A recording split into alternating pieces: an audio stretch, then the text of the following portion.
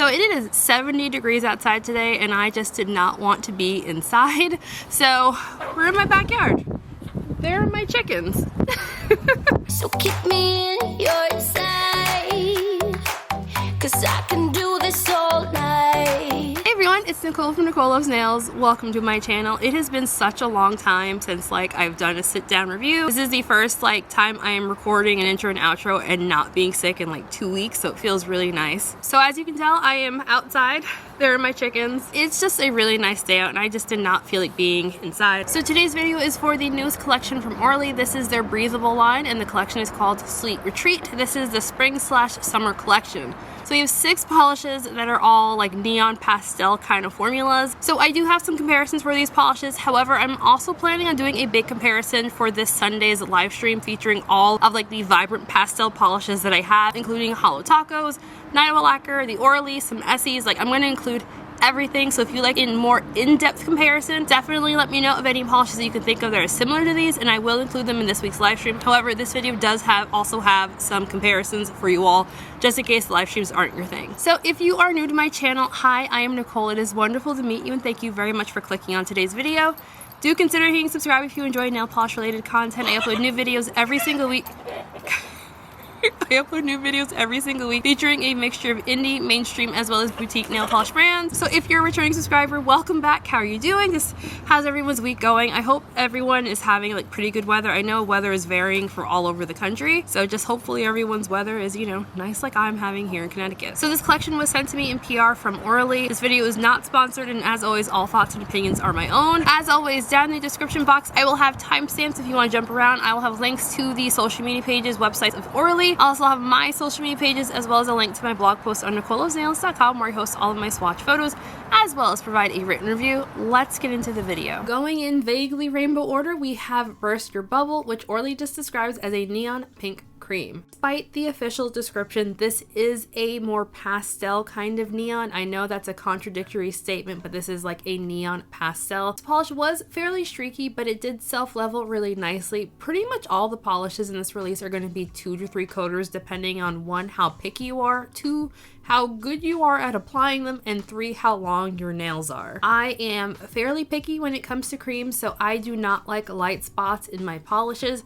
so I did swatch this one in 3 coats. Again, it'll be a 2 to 3 coater depending on application and personal preference. I love this color. It's bright, it's super duper fun. And for comparisons, I did not personally own anything that was exactly the same as this. I found next to my other neon pink pastels that this one had a more cool lean to it than the other ones that I personally have. And I'll also have links in the description box for all the polishes that I compared, by the way, because I put in the time to get links for everything. And now we have You Sherbet, which Orly describes as a pastel orange cream. You Sherbet had a really nice formula. It was a little bit streaky, but not terrible at all. It did self-level really nicely as well. In general, I tend to find for pastels that if you float your brush while you're applying it, that you'll have the least streaky dark spot kind of appearance. So I did float my brush for the application for all of the polishes for my full hand swatches. I have a harder time doing that for live swatches, but I tried my best. You just very light pressure and as minimal brush strokes as possible to apply the polish. You don't have to do that, but if you want to try to get these to be a 2 coater, you're going to want to do careful application. Otherwise, I would say You Sherbet, not for me. I feel like it has a bit of tan in it that I didn't really love. It's not just a vibrant orange. It's just a pastel with a little bit of tan and a little bit of peach, and I'm not really a fan. Unsurprisingly, I did not own anything in my collection super similar to this one.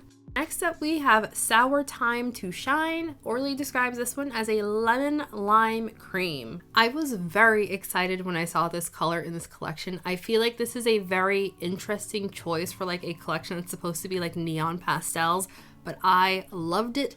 I would say this isn't quite as vibrant as I would call a typical neon pastel. It's a very limey, chartreusey kind of yellowy green. It has some very 1970s vibes in my personal opinion, but I don't think it's quite as prugly as I often kind of think of when I think of that weird chartreusey color that was very popular in that time period. While I do love this color, I will say it did not self-level very well. Like, it evened out really nicely for me in 3 coats, but I just feel like I was a little nervous applying this one because like it wanted to fight me. For comparison, this was incredibly similar to the Barry M Cosmetics polish called Lightspeed line, which I literally just got in the mail like 2 days after I got this collection. I really wanted to compare this to Sally Hansen's Insta-Dry polish called Inchworm. I thought I owned it, but I can't find it anywhere, so I'm assuming that I don't own it. However, I just found it for $2, so I bought it, so comparison's coming soon. And now we have Give It A Swirl, which Orly describes as a neon aqua cream. Give It A Swirl had a pretty good formula. It was a little bit on the thicker side. It self-leveled a little bit slowly. However, it did self-level. That's the important part. This is another color that I genuinely really do just enjoy. Like, I love just how vibrant it is. This is a perfect pedicure color in my personal opinion. How do you know what's good for me? That's my opinion!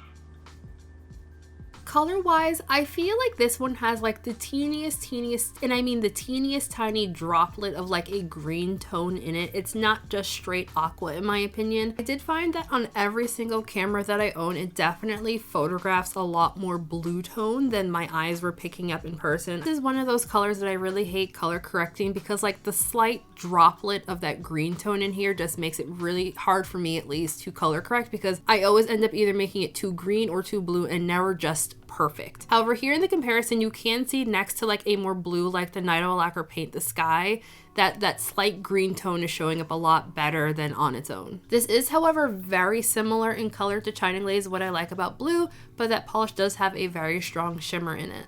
And now we have Don't Sweet It. Orly describes this one as a violet pop cream. Don't Sweet It had a really great formula. I would say this one had the best formula in the entire release. This was the only polish that I was actually able to get opaque in 2 coats, and it wasn't even like a questionable 2 coats, like it was a solid 2-coater for me. I could potentially see folks with super long nails needing 3 coats, but I kind of feel like when you have super long nails, you've kind of signed yourself up for a life of doing 3 coats for most things anyway, so are you really surprised? But yeah, I love this color. It's a very cool tone, pastel purple, and I know people are gonna say, how does it compare to Synthetic Symphony? Well, I got you. Here's a comparison. I had a really hard time trying to decide what to compare this one to because I own an obscene amount of purple creams. Everything that I had that was a similar cool tone to this one were significantly darker. And the only things that I had that were as light were a lot warmer. Again, we'll be back on Sunday to do some more comparisons because, like, again, I own a lot. And the final polish is called Taffy To Be Here. Orly describes this one as a pink lilac cream. This one had a pretty good formula. I kind of expected it straight out to bat to be very streaky, and it was streaky. Self-leveling was pretty okay, and I found it built up nicely for me in 3 coats. I had like one nail that was definitely passable by my standards in 2 coats, and I didn't think it was going to photograph well in 2 coats, so I just did 3 coats for all of the nails. This is the type of color that if you ask me if I like this color when it's not on my nails, I'll say no, but once it's on my nails, I'm like, oh, this isn't so bad. Why don't I like this color? It's nice. However, it does remind me of several polishes that I've swatched recently. It doesn't appear to be an exact dupe for any of them. However, it is very similar to Orly's Kaleidoscope Eyes. I can't remember what collection that came out in, but it was a couple of years ago. I would say if you have Kaleidoscope Eyes, you probably don't need this one. There's a very slight difference, but like it's negligible unless like you're collecting all the Orlys. All right, so I moved, obviously. That's Sassy barking. So overall, I thought this was a really nice collection. I am not generally a huge lover of pastel creams. I think this is the 3rd pastel cream collection that I swatched so far for the year. And honestly, I'm kind of over it. I'm tired of this, Grandpa. That's too damn bad! Collection overall I thought was good. The colors weren't exactly the same to any of the creams in my personal collection. I know a lot of people aren't really fans of 3-coat creams, but I kind of feel like pastel creams are where you're going to end up doing 3 coats anyway. Honestly, I don't think I'm going to pick a top pick from this release. I got interrupted by a truck here. I was going to say if I was going to pick a top pick color-wise, I probably would go with either Sour Time to Shine or Don't Sweet It. Like, I like those colors the most. I do like the color story. I do think all the colors look really nicely together. I think these do have some potential for nail art, but like I am just so over pastel creams right now that like I just kind of want to scream, so Sorry. I am definitely looking forward to Orly's main summer collection. I'd love to know what everyone else thought of this collection. Are you planning on picking it up? Have you already picked it up? I do believe it's currently on sale on the Orly website. I will dig around to see if I can find it for sale anywhere else. So before we end today's video, I've got two things. One, thank you so much to my channel members, besties. Thank you all so very much for all your love and support. Love you guys. I really appreciate it. Your names, of course, are all on the screen right now. And as always, if you would like to sign up for my channel memberships, I will have a link for that in the description box, but never feel pressured to join. Just thank you all for watching, and since we're outside, let's go check out the chickens, huh? Okay. So we got chickens down there. We got chickens over here. And our chicken dog is right there. Sass, they're wandering. You're not doing your job. Here are some chickens.